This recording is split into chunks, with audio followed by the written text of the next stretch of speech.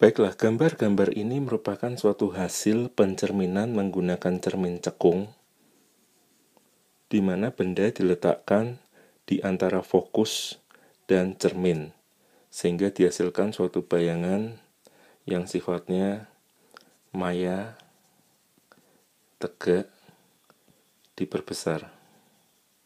Nah, jadi sekali lagi definisi dari bayangan maya adalah bayangan yang terjadi di belakang cermin. Jadi kita dapat melihatnya.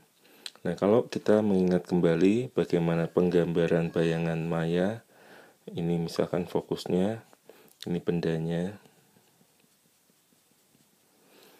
maka ini sinar istimewa yang pertama, lalu ini sinar istimewa yang kedua, dan perpanjangan dari kedua sinar ini akan menghasilkan suatu bayangan. Nah, kita tentu mengingat bahwa pada cermin cekung antara posisi benda, posisi bayangan, dan fokus dapat kita hitung dengan suatu persamaan, yakni seperfokus sama dengan seper SO ditambah seper SI, di mana SO adalah posisi benda, SI adalah posisi bayangan. Nah, di sini untuk bayangan maya nanti kita akan dapati bahwa nilai dari SI adalah minus. Lalu yang kedua untuk nilai perbesaran. Nah, kita jangan lupa nilai perbesaran adalah perbandingan dari tinggi bayangan dengan tinggi benda. Jadi I di sini adalah dari kata image atau bayangan, sedangkan O dari kata benda objek, atau sama dengan minus SI per S0. Nah, hati-hati kita tetap menggunakan tanda minus di sini karena memang ada artinya, yakni apabila bayangan tersebut tegak, maka nilai dari M adalah bernilai positif. Sementara kalau bayangannya terbalik, maka yang kita akan masukkan ke nilai dari M ini adalah nilai negatif. Nah, sekarang kita akan lihat satu contoh soal di mana harga minus ini akan sangat penting. Jadi tetap harus dimasukkan ke dalam perhitungan. Jadi soalnya adalah ya seperti tadi, di mana misalkan kita ada benda yang diletakkan di depan cermin cekung, lalu dihasilkan suatu bayangan yang tingginya adalah 4 kali tinggi benda misalkan. Jadi kalau tinggi bendanya H, tinggi bayangannya 4H. Nah, di sini diberikan misalkan nilai fokus dari cermin cekung ini 10 cm. Nah, pertanyaannya adalah di manakah letak posisi benda. Baik. Jadi sekali lagi ketika kita menggunakan rumus perbesaran yang adalah sama dengan minus SI per SO, kita benar-benar hal yang pertama harus dipahami adalah apakah bayangan itu terhadap benda tegak atau terbalik. Jadi kita sudah harus benar-benar menguasai pembentukan bayangan dari setiap posisi-posisi benda yang mungkin. Nah, dalam hal ini di mana kita menghasilkan suatu bayangan yang tegak, maka nilai M di sini adalah bernilai positif. Jadi 4 sama dengan minus SI per SO. Nah, kita akan mendapat sebuah persamaan yang kedua, yakni dari seperfokus sama dengan seper SO tambah seper SI. Jadi kita sekarang akan masukkan nilainya seper 10 sama dengan seper SO ditambah seper SI. Nah, sekarang kita mau mencari SO, jadi dari persamaan yang pertama ini kita akan substitusi, yakni bahwa SI sama dengan minus 4SO. Nah, kita masukkan di sini jadi seper 10 sama dengan seper SO ditambah seper minus 4SO. Saya lanjutkan di sebelahnya, seper 10 sama dengan 4SO penyebutnya, lalu ini 4 dikurang 1, 3 per 4SO. Jadi dari sini kita dapati bahwa letak posisi benda atau SO yakni sama dengan 10 kali 3 bagi 4. 30 dibagi 4 atau 7,5 cm. Nah, jadi sekali lagi memang kita untuk perbesaran di sini tidak menggunakan suatu harga mutlak. Karena kalau kita menggunakan harga mutlak, karena bagaimanapun tidak akan muncul minus di sini. Hati-hati. Jadi di sini tetap ada tanda minusnya.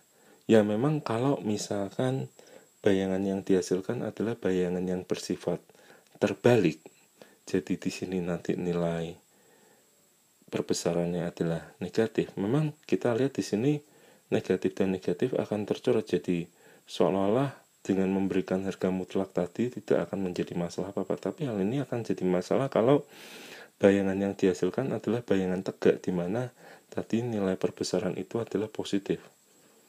Baik, jadi intinya adalah bahwa harga mutlak di sini tidak kita gunakan. Nah, kita juga bisa mengecek dari hasil yang kita dapati apakah akan menghasilkan bayangan yang demikian. Jadi kita bisa lihat sekarang kalau misalkan kita balik soalnya, yakni kita punya cermin cekung dengan jarak fokus 10 cm dan letak benda 7,5 cm. Nah, kita akan hitung di mana letak bayangannya.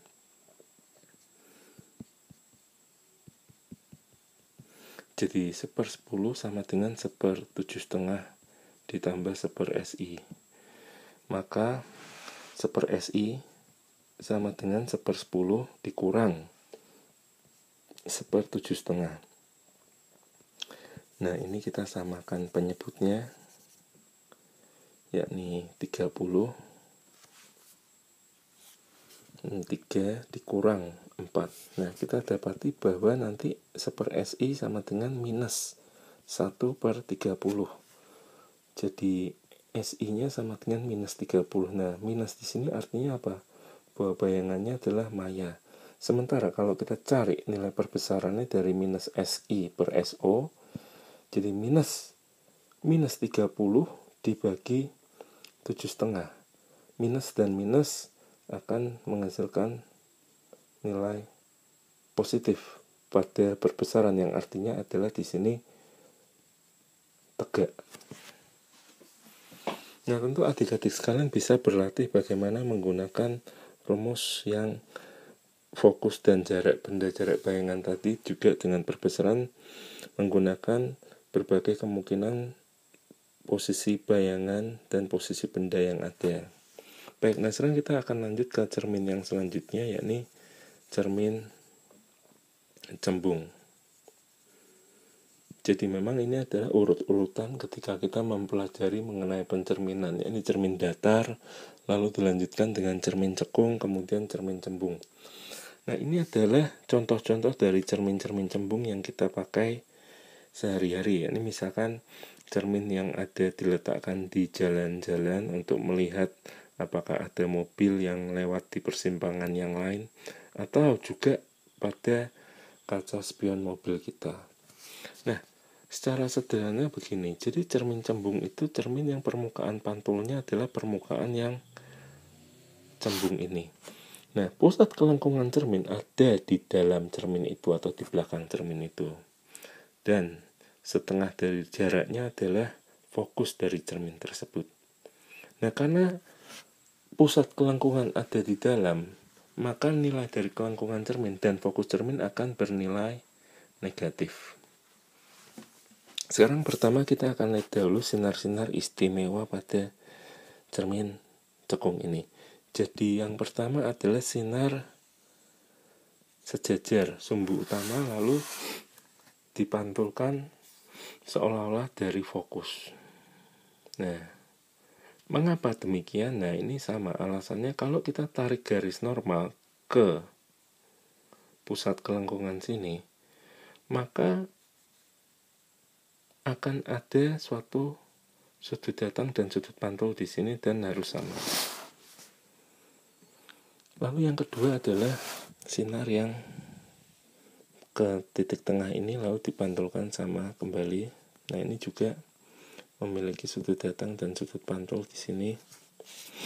Lalu juga ada sinar yang ketiga, yakni sinar yang ke fokus,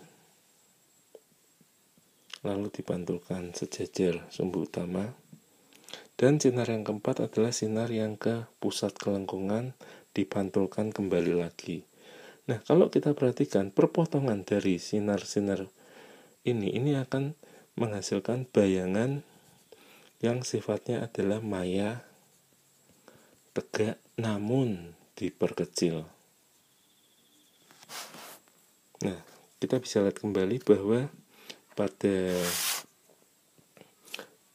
pencerminan menggunakan cermin cembung, maka dimanapun benda ada di depan cermin, maka akan selalu dihasilkan bayangan, namun sifatnya bayangan itu akan selalu diperkecil. Jadi kita bisa lihat, perhatikan pada kaca spion mobil kita bahwa mobil-mobil yang ada di belakang kita itu terlihat lebih kecil dari yang sesungguhnya. Baik, nah di sini kita juga menggunakan suatu notasi yang sama, yakni untuk posisi benda S0, posisi bayangan SI, fokus di sini bernilai negatif. Nah, sekarang kita akan melihat bagaimana hubungannya antara S0, SI, dan juga fokus.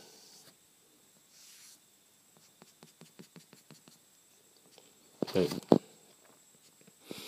Sekarang kalau kita punya sebuah benda di depan cermin, lalu kita hanya perlu menggunakan dua sinar istimewa saja untuk menghasilkan satu bayangan. Yang pertama, ini yang kedua.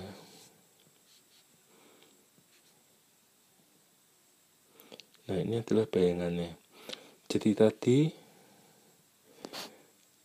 letak benda adalah S0. Nah, hati-hati di sini. Untuk jarak dari bayangan, karena ini bayangan maya, maka SI bernilai negatif. Jadi ketika kita menyatakan jaraknya SI, maka harus diberi tanda minus di sini. Lalu juga sama untuk jarak dari fokus ini, maka juga kita beri tanda minus fokus. Nah, sekarang begini, kalau misalkan tinggi dari benda ini adalah H0, tinggi bayangan ini adalah HI, maka perbandingan dari H0 per HI, kita bisa menghitungnya dari kesebangunan antara segitiga yang di kiri ini dan segitiga yang di kanan ini, di mana nilai perbandingan dari H0 per HI itu adalah perbandingan dari jarak S0 dengan jarak minus SI. Nah, ini yang pertama. Terus kita akan dapati lagi dari suatu kesebangunan. Nah, ini agak sedikit sulit melihatnya, tapi kita akan coba, yakni dua segitiga ini. Ini segitiga pertama dan ini segitiga yang kecil yang kedua. Jadi saya gambarkan lagi di samping sini. Nah, ini tadi jaraknya dari sini ke sini adalah jarak fokus atau minus F. Lalu jaraknya dari sini kemari adalah minus SI. Nah, berarti sisanya yang ini adalah minus F dikurangi minus SI.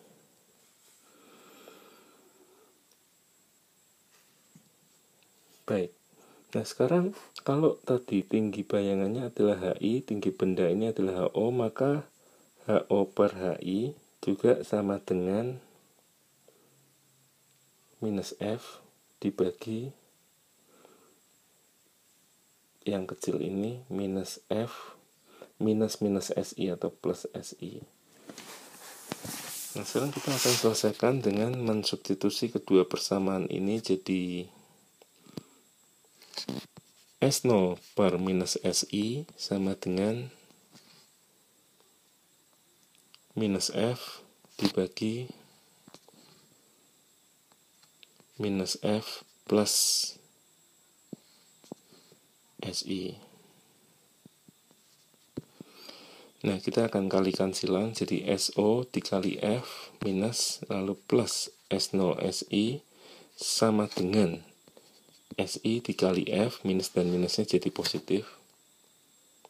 Nah, jadi S0 dikali SI sama dengan SI dikali fokus ditambah SO dikali fokus. Kalau yang ini kita pindah ruas ke kanan, lalu semuanya kita bagi dengan S0, SI, dan fokus dikali, jadi kita bagi mereka, maka kita dapati seper fokus sama dengan seper S0 ditambah seper SI. Jadi memang nantinya kita akan melihat bahwa antara fokus, posisi benda, dan posisi bayangan dapat kita nyatakan dalam rumus per F sama dengan per S0 tambah per SI.